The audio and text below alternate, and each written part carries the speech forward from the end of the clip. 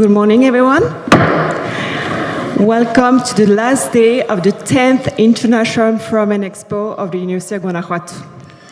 Good morning. It's a pleasure to present to you the panel on Sustainability and Higher Education Institution Perspective and Challenges. This morning, Dr. Héctor Gordon Núñez Palacios from the Department of Agronomy will be our moderator for this panel. It's a pleasure having you here, Doctor. Thank you very much. Good morning, everyone. Good morning. Do you need coffee? Okay, let's get some coffee. I'm kidding. Okay, it's a pleasure to be here. It's an honor to present our speakers. Okay, so I would like to welcome. I'm going to read briefly the biography of Dr. Carla Gutiérrez Basso from the University of O'Higgins in Chile. Carla Gutiérrez studied philosophy at the University of Chile in Santiago. She has a master's degree in regional science and territorial planning at the Karlsruhe Institute of Technology in Germany. And she has a PhD in economic geography at the University of Heidelberg. She is currently director of the International Office of the University of O'Higgins and is part of the pioneering group of the first professionals who joined the university when it was created in 2017. She represents the EE.UU as a member of the Civil Society Council of the Chilean Agency for International Development Cooperation, of the Ministry of Foreign Affairs of Chile, and in the Internationalization Commission of the Council of Rectors of Chilean Universities. Please give an applause to welcome Dr. Carla Gutiérrez Basso.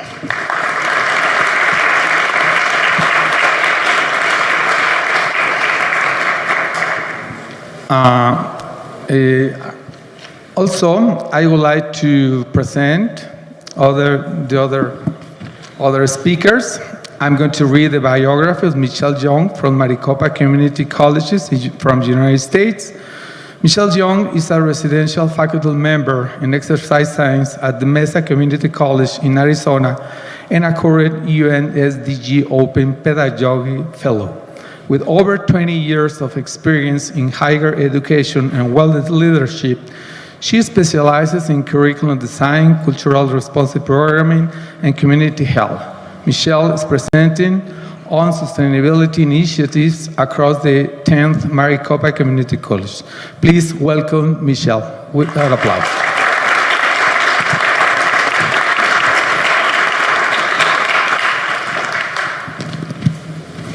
Also, I have the pleasure to introduce, I'm going to read Morgan King's biography. Morgan is the chair of the Sustainable Transportation Committee and a co-chair of the Humboldt Advisory Committee on Sustainability, the staff advisor for the Waste Reduction and Resource Awareness Program.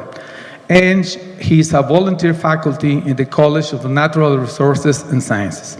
Morgan has over 20 years of experience working in sustainability, environmental education, and green workforce development, having managed student-driven energy efficiency education programs at the California universities and public schools.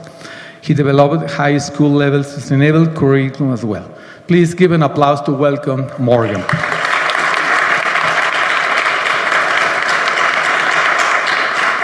And the last but not the least, I'm going to read the biography of Katie Kochiel. Excuse me if I pronounce it in a bad way, okay? Katie Kochiel is a sustainable analyst at Cal Poly Humboldt, where she coordinates the campus STAR report, produces outreach materials, advises students, and helps identify areas for infusing sustainability in the cultural, academic, and operational fabric of the campus. Katie holds a bachelor's degree in geography from the UC Berkeley and a master's degree in social science with concentration in environment and community from Calipol Humble. Her master's work, she interviewed community members in Ciudad de Mexico about the evolution and transformation of the post-revolutionary Mexican mural movement into a contemporary graffiti movement in the streets of Iztapalapa during the summer of 2013. In her thesis, she asserted the public visual art in these modalities has helped the community process in rewrite their own national history and identified outside of and in spite of colonial narratives, and as a healthy tool for resistant neoliberal disposition that infiltrates the urban landscape of Distrito Federal after NAFTA in 1994. She is passionate about the power of art to connect people, create dialogue, and motivate social change. Katy has devoted her career to establishing, organizing, and maintaining inclusive, just as sustainable communities through her work in the food, energy, education, and creative sectors. In the past, she has worked on projects with the Redwood Coast Energy Authority, Portland Farmers Market, the Napa Valley Film Festival, and Making Waves education program, among others. She has served on the board for local nonprofits. She brings grassroots and community organizing perspective to her work throughout the Humboldt Bay region. Katy also sometimes lectures in environmental studies in geography departments, teaching the ANST, Capstone class, and cultural geography help. Please help me to give an applause to welcome Katy.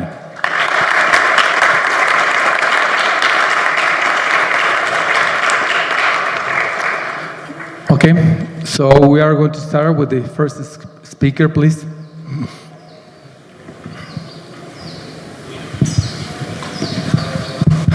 Okay, thank you for the kind introduction. Thank you, Universidad de Guanajuato, for inviting me to be part of this panel. My name is Carla Gutierrez. I'm the director of the International Office at Universidad de O'Higgins in Chile. Well, I would like to present very shortly just a few slides to tell you about a project that we have at the national level, the whole group of state universities in Chile. Our topic is about sustainability in higher education institution, and I thought this example can help to understand how we organize us in Chile at the institutional level to achieve the SDGs. Of course, in this case, the sustainability and the quality of education. And I think it's a good example in terms of associativity and to achieve goals together with a compromise. So maybe we can split to the other slide. Well, the slides are in Spanish, so I can tell you more in English, but you can read if you want to also understand it in Spanish. So as I mentioned, the agenda of the ONU talk about this several SDGs goal, and the idea is to integrate these concepts and SDGs in the education system within the universities itself. And as we heard at the first day from Adriana and the rector, we cannot really move forward to these goals if we work alone. So we need to be in a network working together with compromises. So the idea is to, maybe the next one please, is to work in this group. We are the 18 state universities in Chile, so we are covering the whole country. So you see in the right side, our map, yes? And the idea is to have all the challenges that we have in a long country are very different. So if we work together, we can cover it better. So in the north, we have the driest desert in the world. Of course, it's very different in comparison with the south of Chile's Patagonia. So we have different challenges at the national level, and it is important to know how should we face it together. We also have the characteristic as a country that we are very centralized. So this is important for us to work at the decentralized level, because if we take decision only in the center of our country, in the metropolitan area, we cannot really cover the needs of the other regions, as I mentioned. So we have many differences, and it is important to work at the decentralized level. And this is very difficult in Chile to achieve it because of cultural reasons, because of our administrative organization, but we are moving forward working in a more national scale in many sense, also at the political level and in other issues. The next one, please. Thank you. So very shortly, I don't need to show you all the slides. If you want more specific information about this program, I can send you also the presentation or the link. But just to cover the main idea, the mission is to contribute to strengthen the concept of sustainability in institution, in this case of education, but with concrete activities and with concrete goals in a specific agenda that the state universities made. So we have an agenda in parallel with the EE.UU agenda, a 2030 agenda that have specific goals, and we have to, in the different levels of the university, achieve these goals together. I'm talking about CO2 emissions, trying to not to make so many meetings presentially, more online. We can take different initiatives to work together in a basis that we are with a compromise. Other kind of activities are like we want to build from the very beginning young people that are involved in these activities for sustainability, so we can make concursos, how do you say it in English, like contests, thank you, and call them to make different activities at the campus or initiatives that we can include in the universities, and to build a network of young people that are our heroes for fight against climate change and other issues. And the vision is to the co-creation of this leadership and try to generate a culture inside of the campuses and inside of the institution in general, combining the knowledge of the different majors with topics about sustainability. So these are like transversal courses that all students, whether they are studying engineering or agronomy or education, they can take courses of general formation related to sustainability and ecology and other courses related to this. And of course, it's important to have the communication inside of the institution that that program is happening. So it's important to have a communication strategy in order that all people can be part of that. This is in general terms what we are doing. We have another initiative, it calls Campus Sustentable. It's part of this main program. So there are different lines to cover these goals, and the rectors are working every year and during the year in other topics, but it's part of, this is part of the consortia of state universities in Chile. It's just an example, but we need to make this compromise together in order to achieve the goals of the SDGs, and in this case, sustainability and quality of education. Thank you. Thank you very much for your excellent talk, Doctor. So I don't know if you have any kind of questions or whatsoever, any kind of comments on what the Dr. Carla told us about her work. Nobody has a question? No? Okay, at the end of the panel, you can make any questions, or you can write down in a piece of paper, and we can read those questions to the speakers, okay? Please, if the next speaker can help me out to start with your talk. I'm not sure. Okay. La siguiente, por favor. Yeah, it's coming, okay?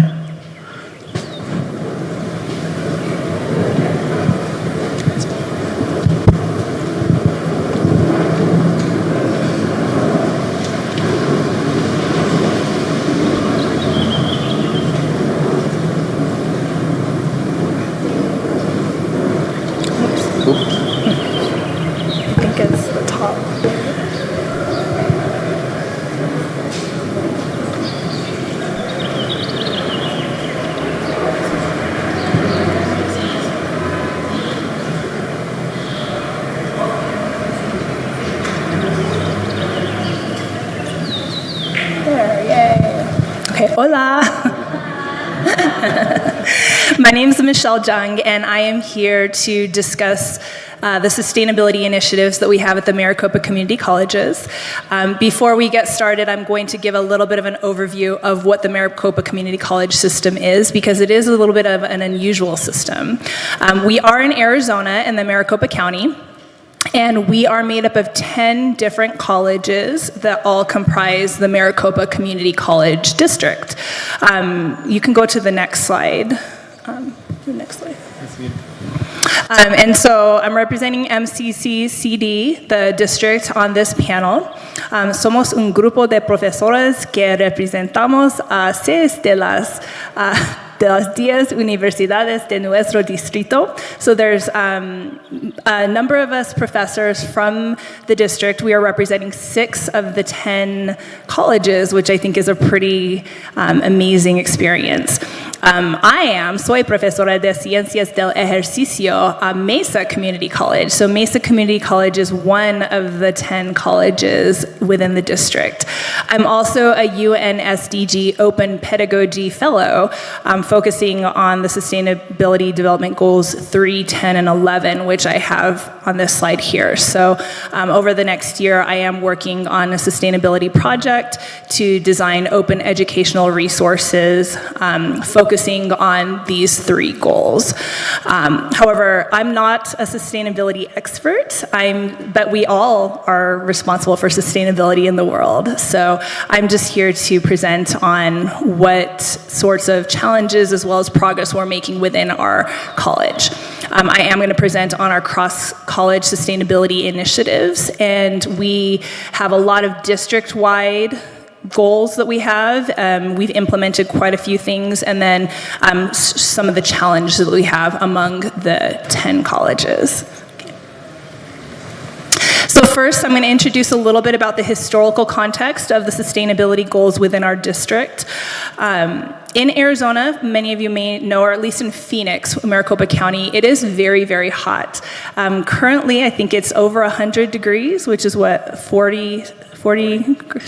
About 40, yeah. Well, a little bit, is it less right now? We can get up to 120 degrees there, so it gets very, very hot. Yeah, we are, and so we need to do something for sure to work with that, because it's not bearable. People die every summer in our city.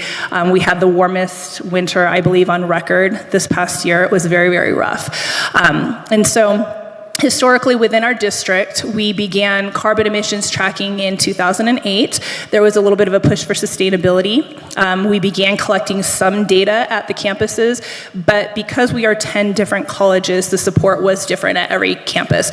It was highly dependent on support from the president as well as what was available. Because we have 10 colleges, and each college does have different programs. We offer both 2-year as well as 4-year programs, but they're not all available at every single college. So some colleges had more of a support, more of a push towards it, while others had less. And then they're all different sizes as well. In 2010, we signed, or the chancellor of the district signed the president's climate commitment. And so we did make a commitment to set goals for significant change in planning. So this was a very good thing. However, we still did not have an overall committee or anyone who was overseeing the entire thing. It was still very much each college dependent.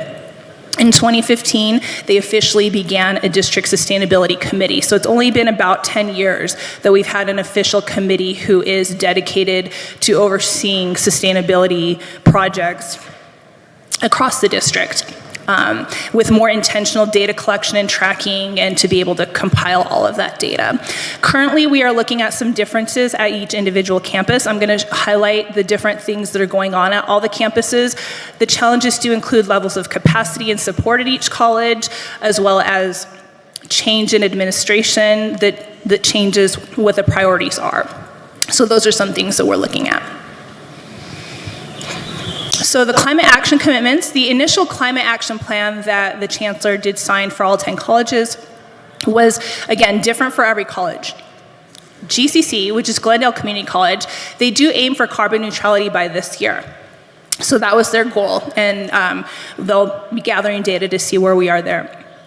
The other colleges have targets set for 2050, so a little bit later.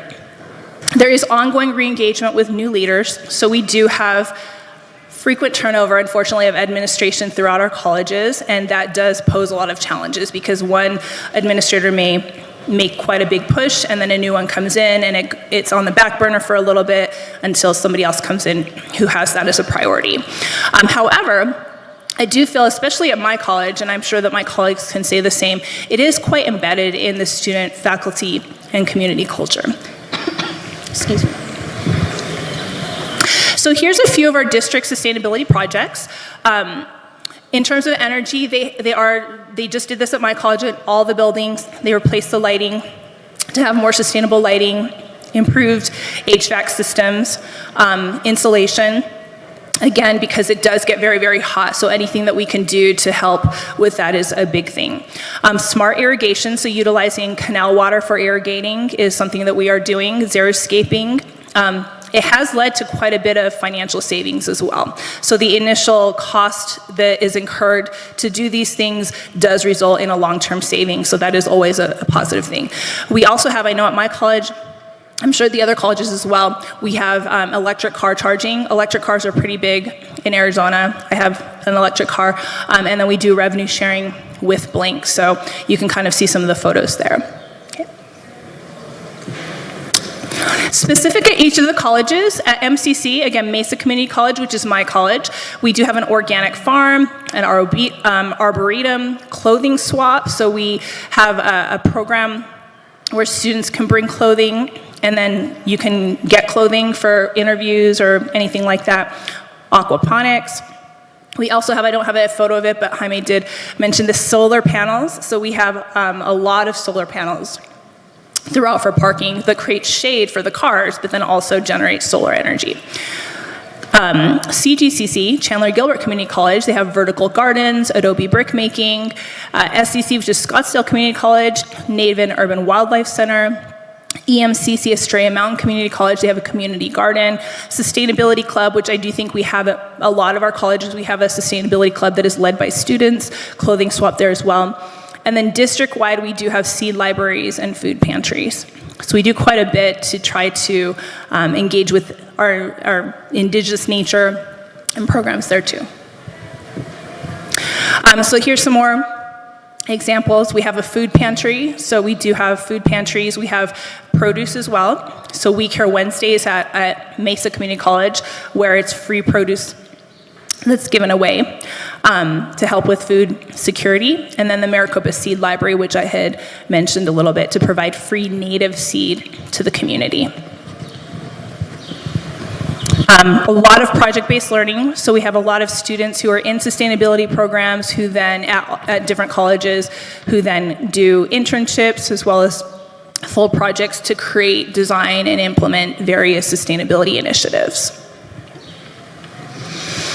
So I also wanted to mention this National Sustainability Leadership. The NSF SWSI, SWSIE, that is a link, excuse me.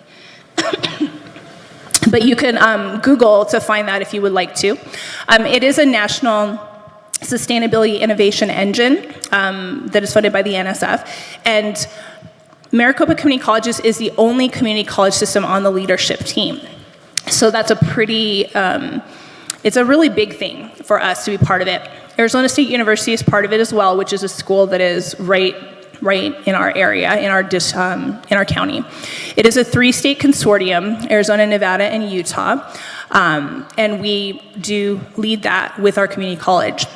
The focus with the Southwest Sustainability Innovation Engine is direct air capture, water, and energy, so there's a lot that is going on with that. So continuing with that, the analysis, again, it is an NSF-funded engine for sustainability innovation.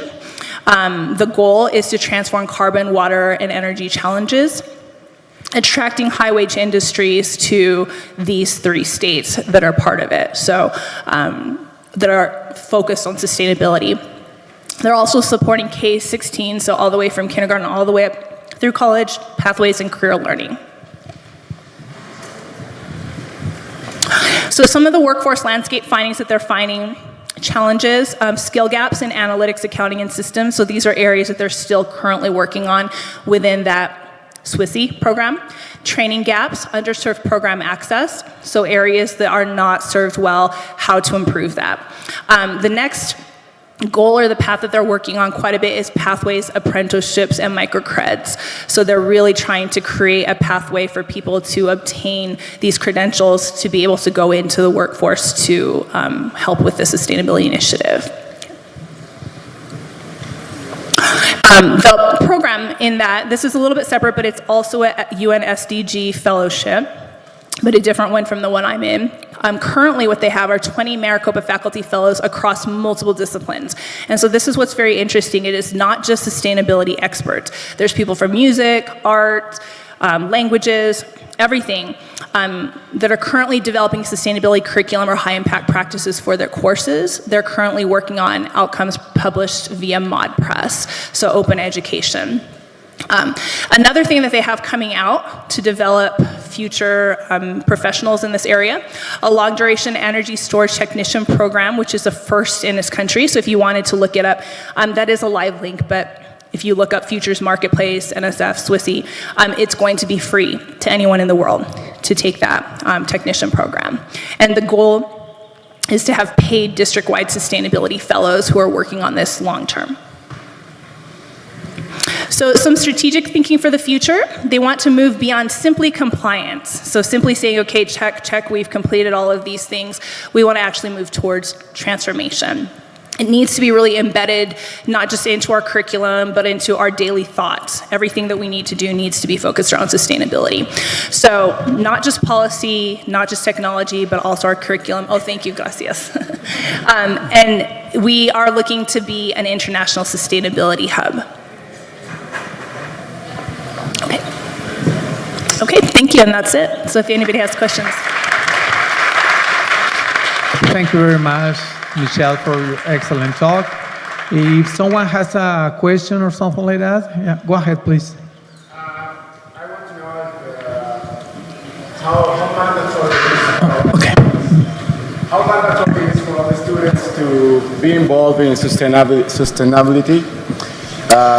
So there's not really a mandate. It's not mandatory for the students to be involved in sustainability, but we try to implement as many different options for it to be just part of their daily, activities. I think many of us, the whole point of the fellowships, my fellowship that I'm in, as well as the other UN SDG fellowship, is to try to implement a sustainability component into numerous courses across curriculum, so that students become more aware and can implement it onto their lives. But there's not really a mandatory mandate, maybe for the students who are actually in a sustainability program. So do you think that must be mandatory? That's a hard one, especially in the US. Anytime you make something mandatory, there's always going to be pushback. So I think that is that would be a challenge. I mean, maybe in the best world, I would say yes. I think it's very important. It should be something we have to do. But in the reality of the United States, even when you just say mandatory or you must do something, that's a very challenging thing to say. That's my opinion. Anyone else? Thank you. Thank you very much. So go ahead, please, our next speaker.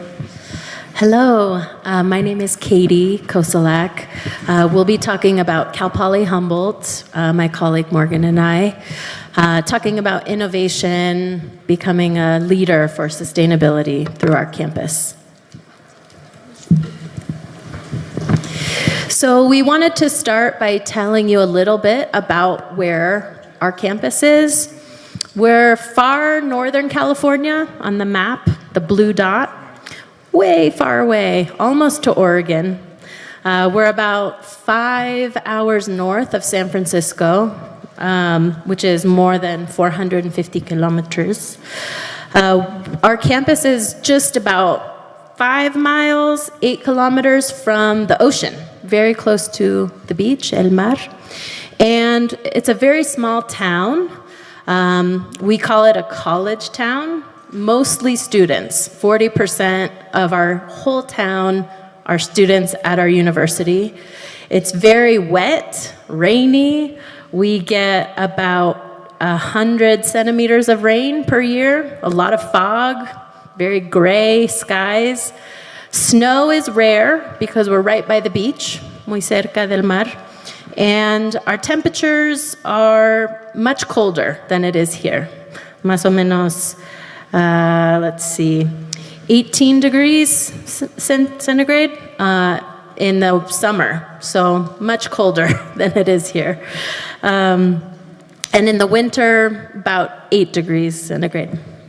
Our campus is más o menos 100 hectares of land. On the main campus, we have satellite campuses, Jacoby Creek Forest, a tree farm, marine lab, and the size of our student population, we're around 5,500 students, more or less 1,200 staff faculty. And about 25%, 30% are students that consider themselves to be Latino, Hispanic heritage, which makes us a Hispanic serving institution. And about half of our students qualify for low-income programs and scholarships and help.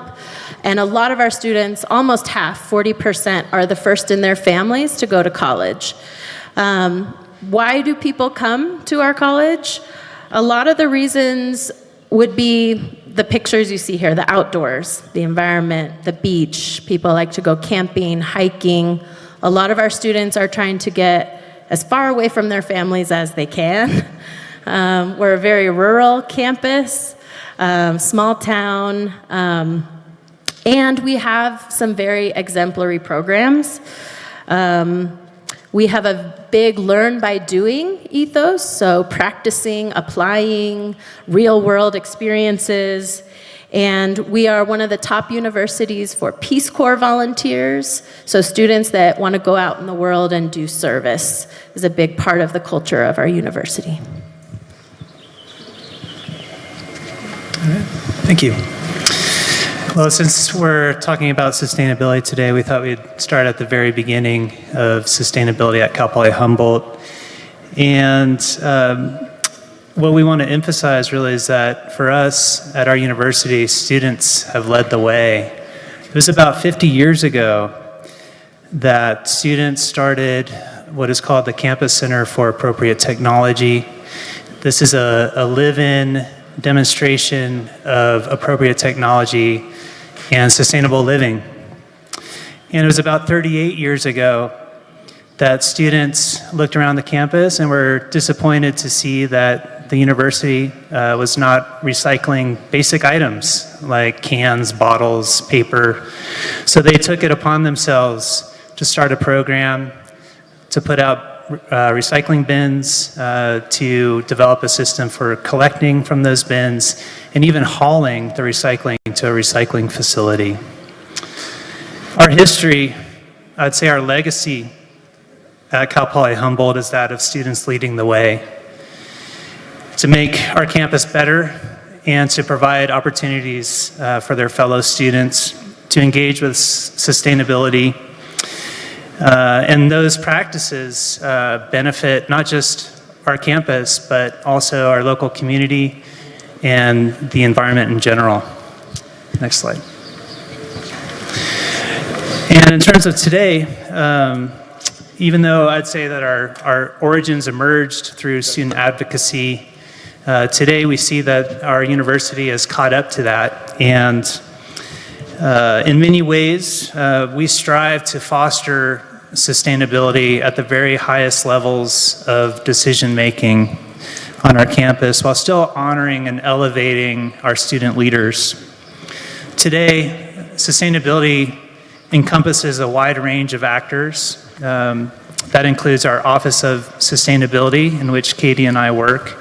It includes our student organizations that are sustainability adjacent.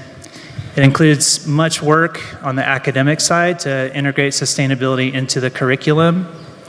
And even within our library actually has a paid staff member known as our sustainability librarian who seeks to develop and implement sustainability programs.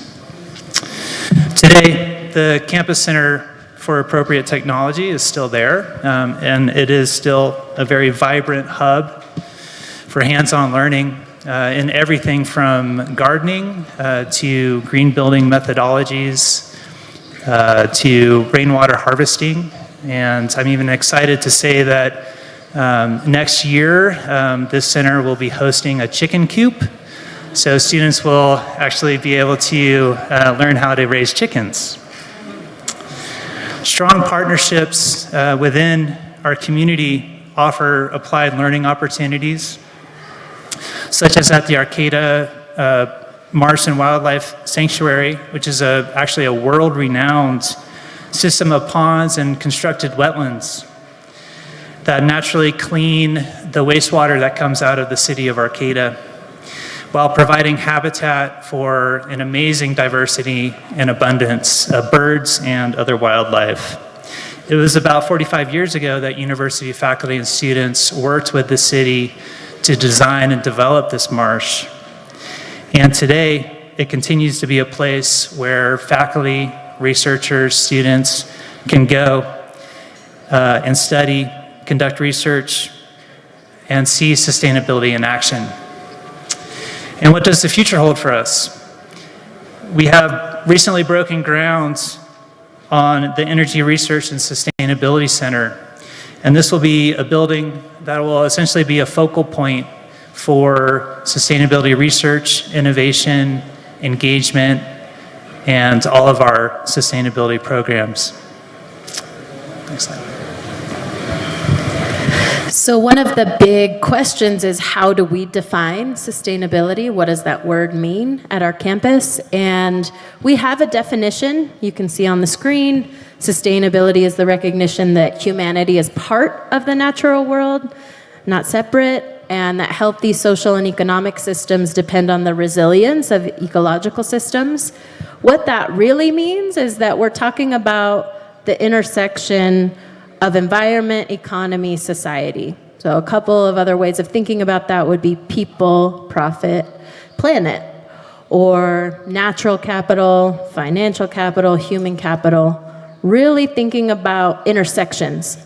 Not that things are separate, but that they overlap, and we need to think about them in that way. A lot of what we do has a big emphasis on how you apply this to the classroom and the research that's being conducted in our academic departments. But we also are trying to integrate sustainability into operations, the way we run our buildings, manage waste, and it's part of our cultural goals. We're trying to uplift in the way that people think about their relationship to the environment. So one of the things about our campus that has recently changed is that historically we're very well known for this emphasis on the natural sciences. So wildlife, botany, forestry, fisheries. And in the last 10 or so years, there's been more emphasis on integrating the social sciences and humanities. So you can see we now have film classes, dance classes, Native American studies classes. We have a new food sovereignty lab, so thinking about indigenous practices with food and how we uplift traditional ecological knowledge, geography. So really, as we move into this new era, we're thinking more about interdisciplinary, transdisciplinary thinking and collaboration, and multiple professors working together, students from different disciplines working together on projects. And so right now, we're in this moment where our campus has become Polytechnic University, which essentially means that the state of California, the governor, allocated about $458 million to become a polytechnic campus, technical campus, which means we're trying to bring new cutting-edge facilities, more of an emphasis on integrating technology with our science programs. Some of the new programs we have coming are applied fire sciences. Obviously, fires in the context of climate change are affecting many parts of the world. We have a new engineering and community practice master's degree that's coming, software engineering, mechanical engineering. And so it's a very exciting moment for our campus to imagine what international collaboration might look like in the context of sustainability.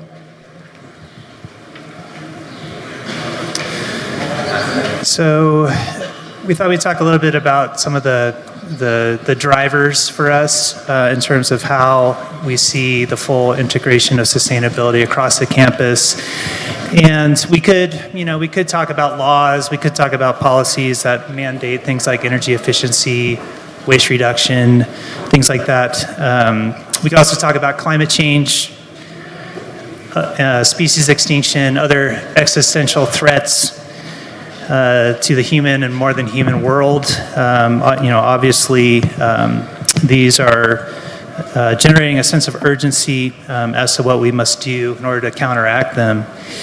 But there are other guiding principles that lead our work, so I thought I'd dive into just a few of those. The first I'd like to mention is campus planning.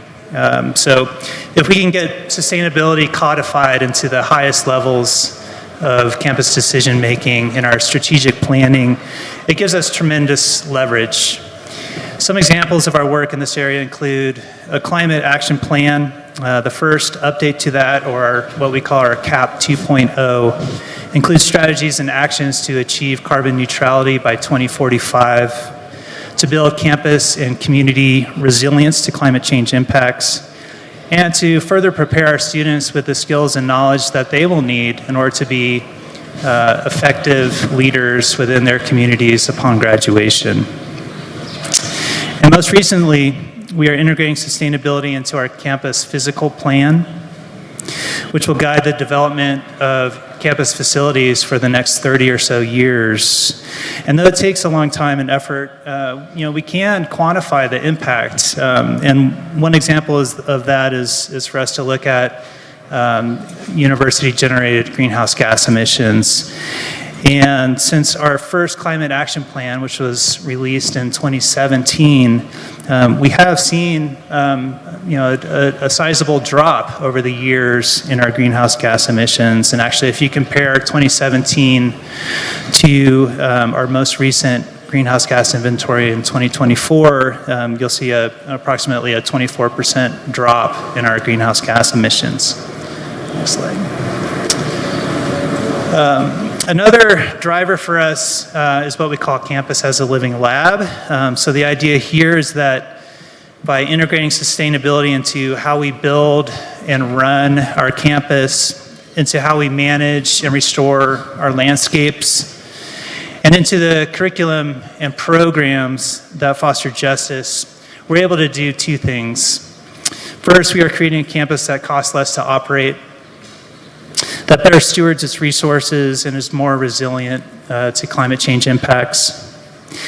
And secondly, and probably just as importantly, we are creating a living laboratory in which our students can immerse themselves in the real world application of sustainability. So that means being able to study it, practice it, and even help improve it by sharing with our university, feeding back to us the results of their research. So I wanted to give just a couple examples of some of these projects.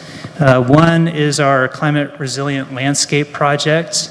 This is taking a large swath of our campus grounds in the very core of the university campus and replacing the non-native landscape with one that includes climate-adapted, native, and even culturally significant plants.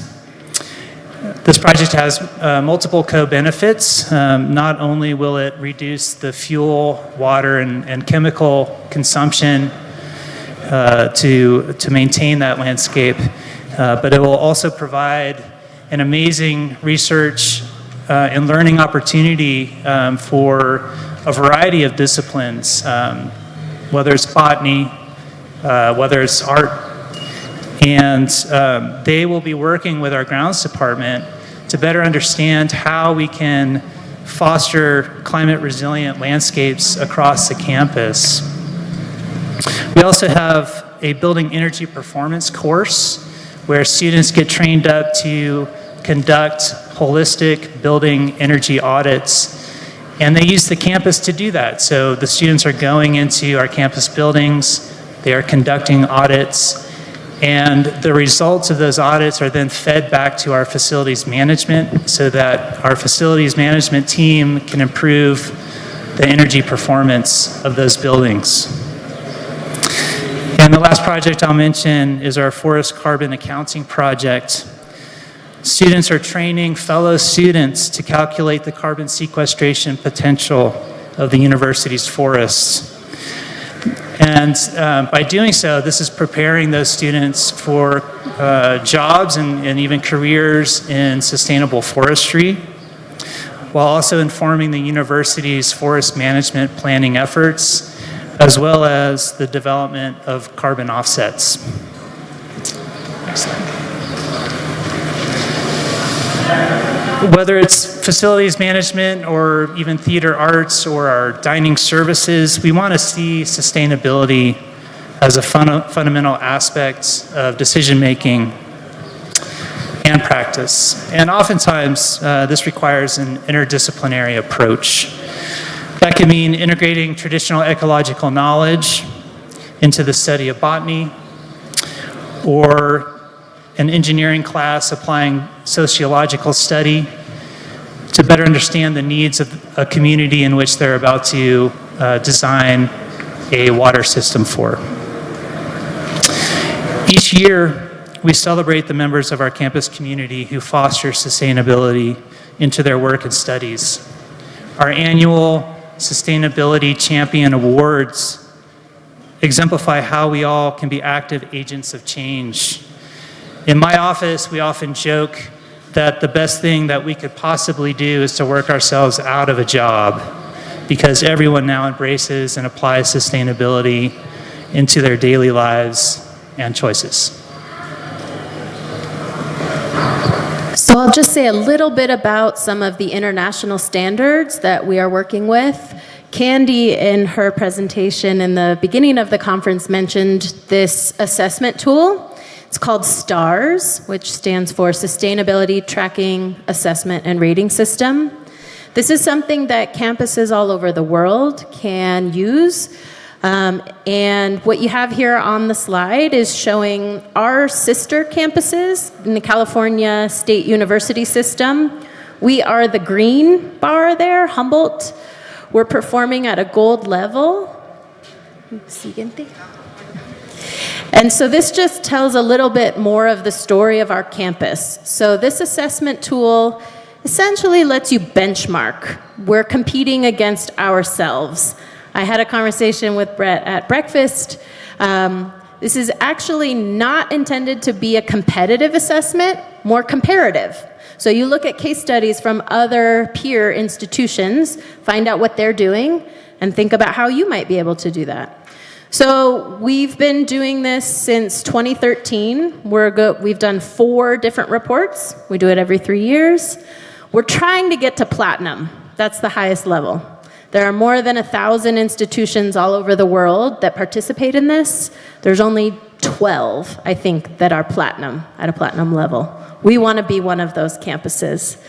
And you see the bars on the side of the screen there that show we've been improving.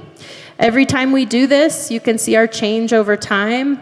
Our strongest area is academics. The way we teach sustainability, the way that we're studying sustainability, research, learning outcomes. We want every student that graduates from our campus to adopt an ethos of making the world a better place. And that's coming through very clearly in exemplary performance in our academics. We have room for improvement in operations, the way our buildings operate, waste, water, energy. There's always room for improvement. But I want to share a couple of the high points. So 16% of all our courses integrate some aspect of sustainability learning. 82% of our departments, so almost every department has at least one class where students are exploring sustainability. We do have learning outcomes, so the idea being that every student that graduates has developed some level of mastery in thinking and talking about the intersection of social, environmental, and ecological dimensions. We have students going out in the field. 36 departments that conduct research are doing some kind of sustainability research project, and on and on. Siguiente, por favor. Here is a bunch of different photos of other programs we have. We take students to evaluate waste, seeing the scope of magnitude of materials that are going to the landfill, changes the way you think about consuming. The picture of the people sorting waste, those are employees. We have an employee champion group. We invite our staff and faculty to get together, and every week they talk about what they can do to improve sustainability on the campus. We give tours. Morgan has been leading our zero waste action plan concept. So I get a lot of questions. People come to me and they say, can I recycle this? Can I put this in the compost? And I actually say, that's the wrong question. You gotta go upstream, earlier. Why do you have that item? How well was it made? How long is its life? Will it last? What do you need it for? Can it be reused? So adopting a zero waste ethos is a way of thinking about our operations. We have newsletters, bicycle share programs. We're encouraging students to take the bus. We do energy and water saving competition in the dormitories every year. We have a Black to the Land program. Some of our Black student leaders are amplifying their relationships to land, gardening, farming, a whole host of things we report in our STARS assessment.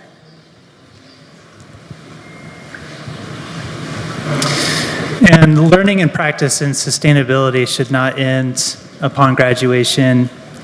And we strive to build agency within our students to be leaders in sustainability beyond their time at Cal Poly Humboldt. One way we reinforce this is through the graduation pledge. Its purpose is to encourage our students to be aware of the social and environmental impact of their employment as they enter the workforce.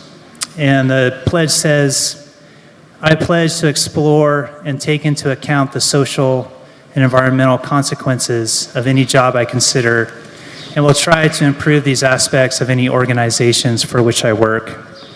So students who sign the pledge often seek out employment that reflects their values, sometimes turning down jobs which they do not feel comfortable working with. Others find employment and then work to make changes within their workplace.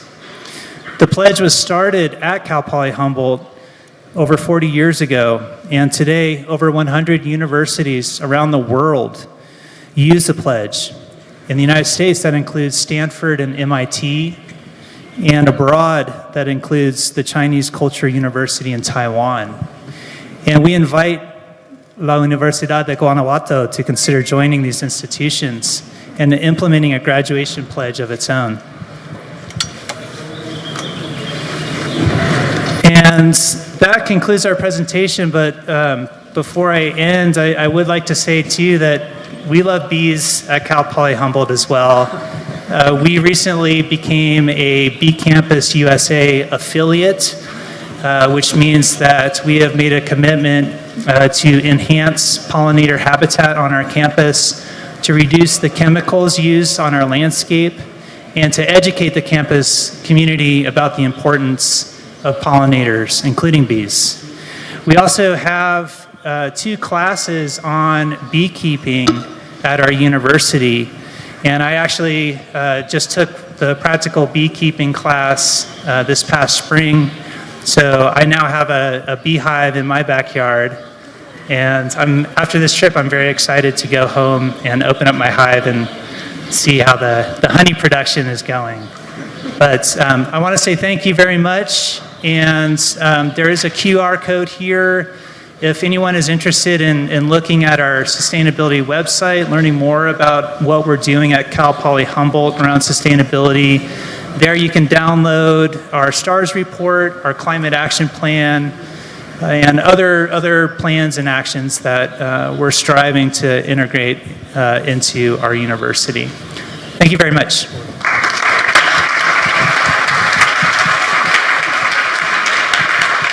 Thank you very much for your excellent talk. Thank you very much. Well, we can take any questions, any comments that you have. Please go ahead, please.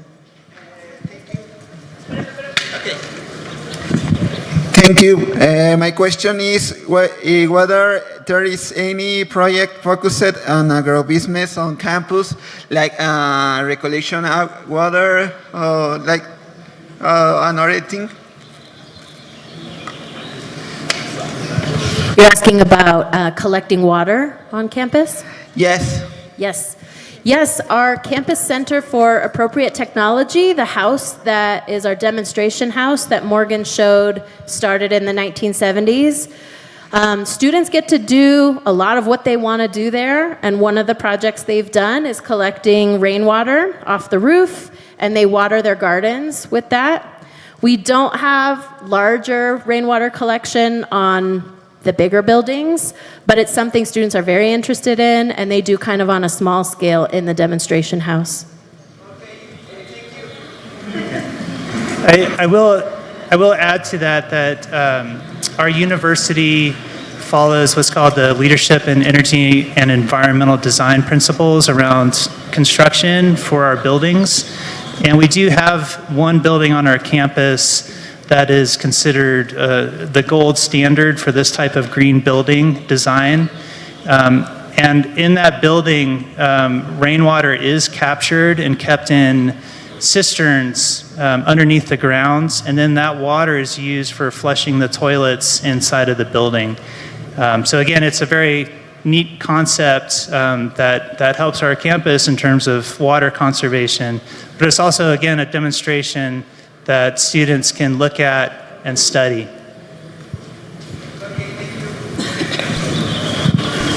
Okay, go ahead, please. We have two more questions. Can you give, at the back. Please go ahead. Hola, first of all, thank you for your presentation and your efforts. So I have a question for all of you.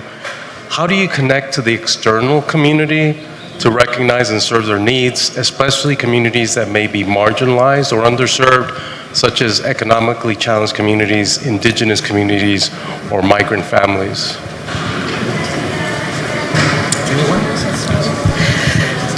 We have one very exciting program at our campus that's led by our Native American Studies department.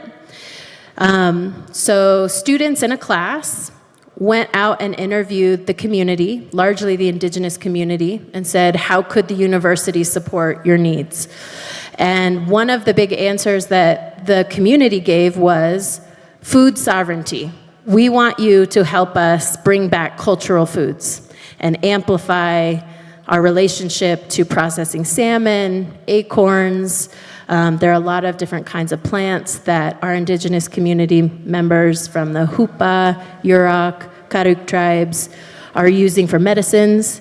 And so over a series of about 5 years, our Native American Studies faculty have raised over $500,000, and we've built a food sovereignty lab, which works really closely with our indigenous community. They have a steering committee. There's representation from 15 different tribes in Northern California that all sit on the steering committee, and they all talk about how they can uplift access and knowledge to indigenous food and processing. So that's one of the very exciting programs we have on our campus that we're very proud of right now. It's our food sovereignty lab.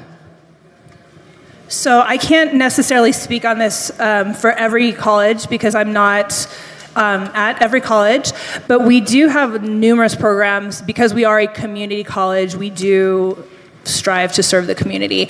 I know that at least at my college that we have what's called the Mesa Promise that allows students to essentially go to college for free. There's a program that's designed for that. And then within a lot of our technical programs, we do offer numerous So like dental hygiene for the community, food distribution for the community, automotive repair for the community. So there's a lot of various programs that we do incorporate as well for them. Thanks. In our case, we have a lot of things in common with University of Cal Poly Humboldt, because 73% of our students come from families from low incomes, and it's not a problem because we have a gratuity program from the government that they can study financed by the government. So we can include all these young people that they are also mainly the first generation of their family that can go to a higher education institution. So in terms of the opportunities, we are very glad that we are covering that amount of young people that can have the opportunity to study with us. We don't have so many indigenous communities in our region, not especially in that part of Chile, but a big issue is to work with communities, migrant communities, due to the agricultural sector. A lot of people from other countries are coming to our farms to collect the fruit, the crops in summer. So there are important issues to cover from the university, for instance, Haiti, people that doesn't speak Spanish, so we help with courses in Spanish, or we help them with the families to get everything in order with the papers and documentation and so on. So we have another kind of challenges in terms of social topics in our region, but it's important to cover all of them because it's part of our reality in a mainly agricultural and food production region. And we also have mining. This is another challenge, but it's not focused to this question, but it's related to the sustainability, and agricultural and mining are high contaminant. So we have these two challenges, to be productive, but on the other side, to keep this sustainability. So our students learn a lot about the productive sector of the region, and learn to, for example, for instance, to work better with water resources, or had ideas to cover all these challenges, but trying to be more sustainable, because the agricultural and mining are huge industries. We use too much water in our region that since 10 years is declared from the government is in drought. So we have this kind of paradigm. We need water for surviving, but we also produce too much fruit and too much wine, and we are the first cherry exporter in the world, for example, or we are the first exporter of copper. So the amounts are large, so it's a high scale of industry, and we also have that need to build this leadership with young people to get this in balance. So that is why it's so important to have you here. I'm talking to the students, because they will be the ones that will work in that firms and companies. And this is important to understand from the very beginning that we have to keep that balance. Thanks. Thank you. As I recall, there are two questions over there. Oh, over there, please. Go ahead. Okay, so my question is for all of you on the panel. Thank you very much for the information. I want to know which could be an effective way for us students in the University of Guanajuato to reach students of your universities to start collaborating in different projects, like the most effective way that you can take right now, so we can start like this collaboration system between nations or countries. So I would really like to know in which way we can do that. So I would say that the program that I'm on currently is a wonderful way. So I'm on a program with an international travel program for professors, where we are collaborating with the students at or professors at the University of Guanajuato. I would love to have video conferencing or some sort of integrated curriculum designed and developed with another course that is similar.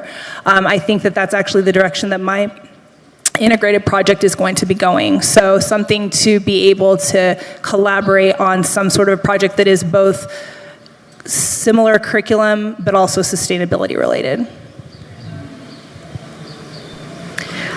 We are trying to develop a more robust relationship while we're on this trip. So we are hoping that we will be able to invite students from the Universidad of Guanajuato to come to Cal Poly Humboldt. Hopefully we can create an exchange program where you continue to pay the tuition here, but you can come to our university without paying a lot more. That's our hope, one of our hopes for being here. I also see a lot of opportunity with research parallels. So it seems to me that a lot of the issues about mining, where we live, in the late 1800s, the gold miners came in and destroyed the landscape and destroyed a lot of the water. So we have a lot of different kinds of mining, legacy, research projects going on. There are themes of, as Morgan talked about, wildlife habitat restoration, all kinds. I've mentioned indigenous issues that perhaps we could create collaborative research. You know, what does this look like in the landscape of Guanajuato? What does it look like in California? A lot of agricultural conversations happening. We have similar issues with wine, agricultural export, and how and in what ways does industry get prioritized over our communities. So I think research is one way that we could really proceed forward with professors from our university working on similar projects and talking, collaborating on projects that you all are working on. Oh, I just wanted to add too, this is a little bit separate from sustainability, but I do have a colleague at Mesa who is currently working on a 2+2 program in art. So 2 years, completing the 2 years at our college, and then completing the next 2 years here in Guanajuato, and there's an exchange that's going on. So I think there's a lot of opportunity with exchange for sure, and I would definitely, I was inspired to do something like that as well. And I would just add, without any formal exchange agreements, without students physically traveling to our institution, we are always here. We want to share information, so we're always available for information sharing. If you're ever interested in reaching out to us, again, our website is here. Our contact information is there. I'm assuming everyone here on the panel is the same. Reach out to us, communicate with us. We want to share information with you, but we also want to learn from you. So it's a mutual benefit to hear from students from around the world.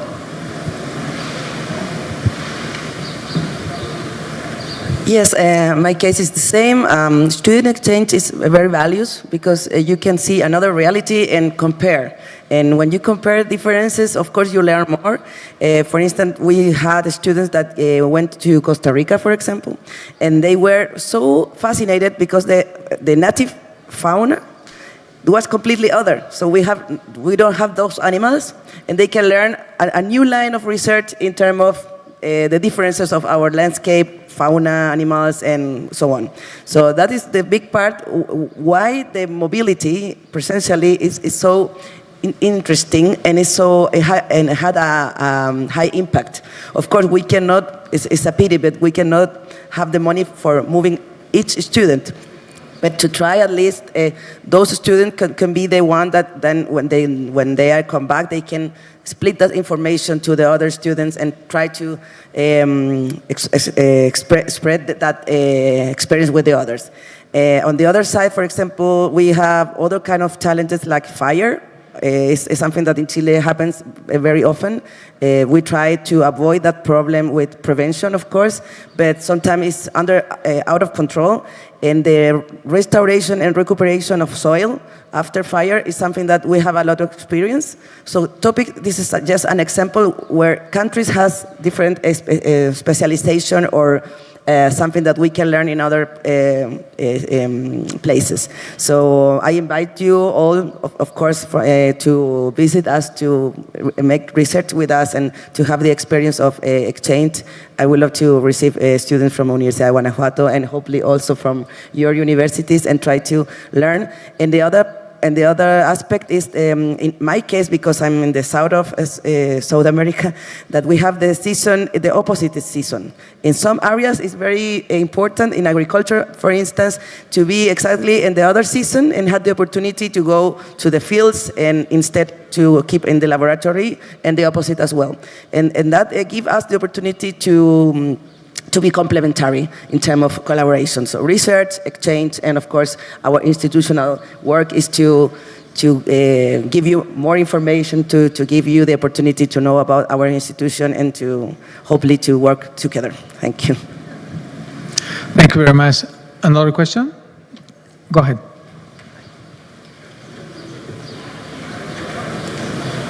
Hi. Okay. At first, it's a pleasure to have all of them here. My question is that, in my case, I am not of University of Guanajuato. I'm from another polytechnic university. So it will be another. No, stop. There could be a possibility to improve or to extend this project for another university, not just Universidad of Guanajuato, because as that I say, I'm from another university, so I'm very interested in this project that you present. So it could be from the scholarships that, because I was yesterday and see the University of California, so it will be a good experience to have go to United States, have all this information, a big practice, and bring it back to impulse on other students to become this project. There is a possibility of involve another universities?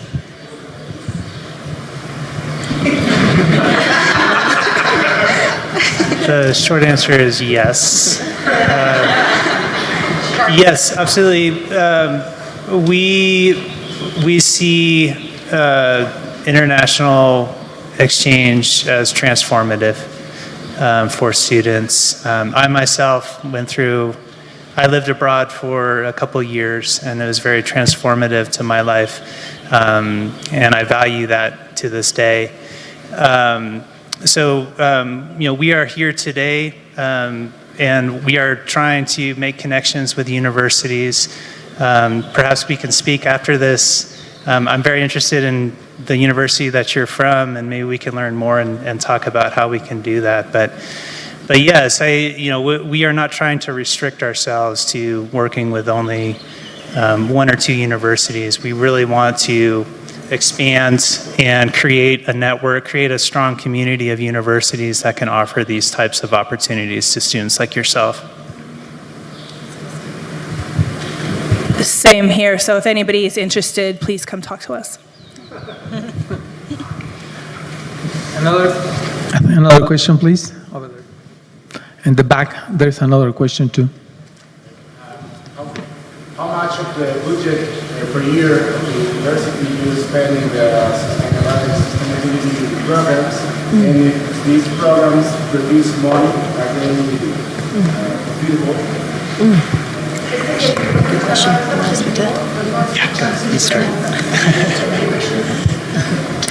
Hello, should I repeat the question?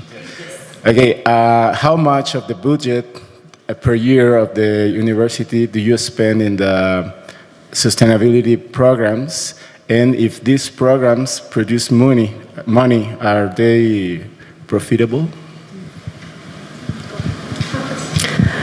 I don't have a number. I don't know the exact budget. But yes, a lot of the energy efficiency projects, water efficiency projects, the zero waste projects that we work on are saving the campus money. Sometimes it's hard for me when I talk to leadership and administrators because they want to know the number.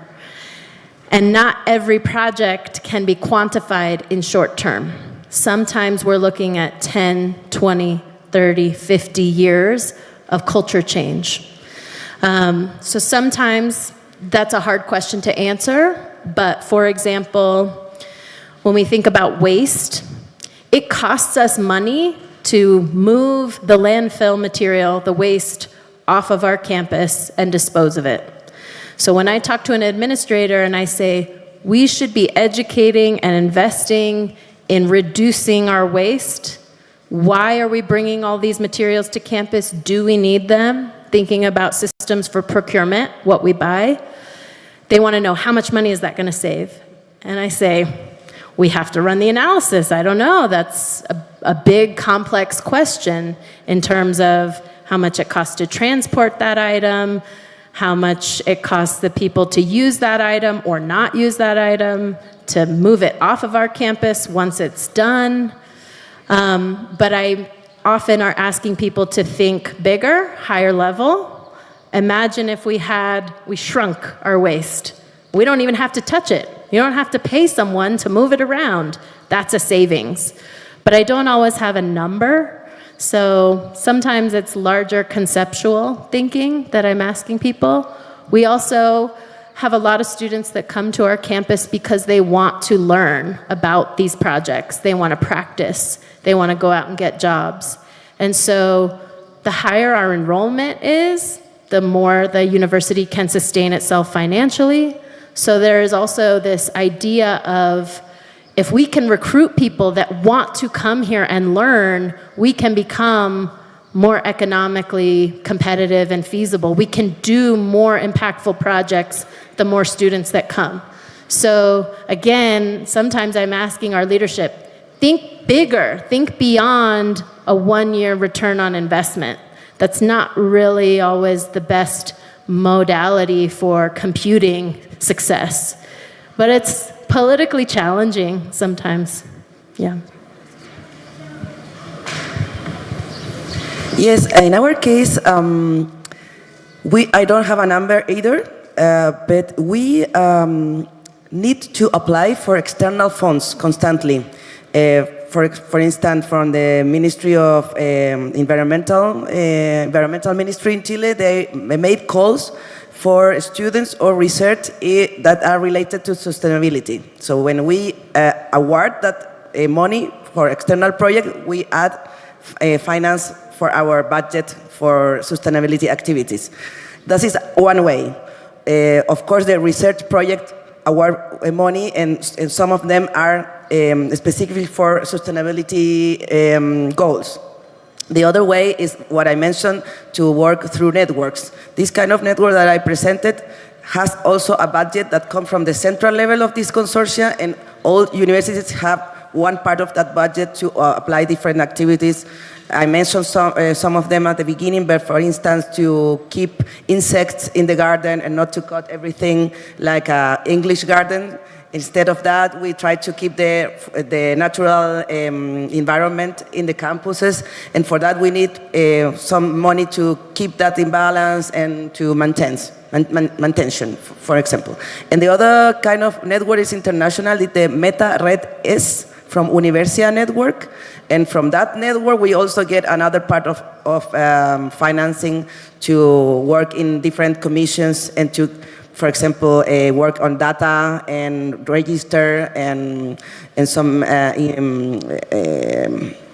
information that we need to see how we are now, with our level of sustainability in each campus and university, and how what should we do to move forward to different goals. So we need to be part of networks to get some financing, or to award external funds from international funds or ministry or education ministry that allowed us the possibility to incorporate instruments and projects to enhance our sustainability. Okay, the last question, please, go ahead. Hello. So it's not a question, it's a bit of a plug for our relationship we have with the University of Guanajuato, Maricopa Community Colleges. Thank you, Adriana, and Virginia, and Bob, and Kenya, and Danny, and everybody who always makes us feel so welcome here. And to address Alejandro's question, we have, over the last 10 years, had an excellent relationship with University of Guanajuato in terms of water sustainability. So there are water-related issues in the U.S., there are water-related issues in Mexico, and no border is going to stop those issues. So over the last 10 years, we've had faculty come to Maricopa to study how we manage water, and students, and we've had faculty and students come here to see how Guanajuato and Mexico generally manages water, and it's been a very rich and robust. We just received 12 students and 4 faculty this past February, so it's a very, very vibrant program. And the other thing I'd like to address in terms of Alejandro's question is it can be done in architecture, and the students here, I think Cal Poly's example is great. The students have a lot of power, okay? Ustedes pueden, los estudiantes son los que pueden promover intercambios, convenios, etc. So I think the students have a lot of power, and you young folks have tremendous power to sway the university to do something, especially in terms of sustainability. Muchas gracias. Thank you. Gracias. Thank you very much. Okay, I have a last question here, but it has already answered with all the comments from the speakers, okay? So let's give a big applause to the speakers, please, and say thank you for being here. We appreciate your time and your presence. Go ahead. Thank you so much. On behalf of the University of Guanajuato, I want to thank Dr. Gordon and our panelists for this amazing panel, all they have shared with us. Thank you so much. And we have a few tokens of appreciation. First, certificate, Doctor. Oh, thank you very much. And a small gift to take home.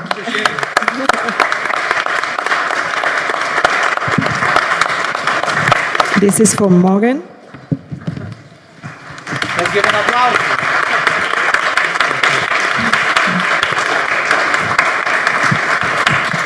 For Katie.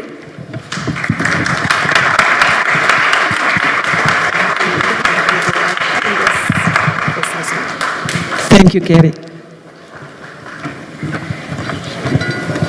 Michelle.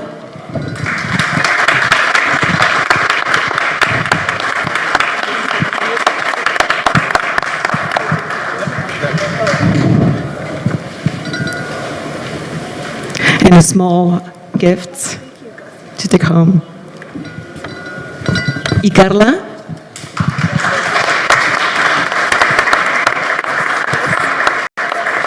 Director Gordon.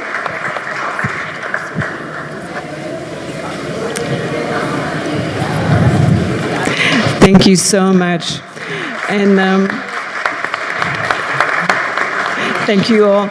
As we wrap up this first panel, I want to let you know there's a second one, so don't leave, please stay.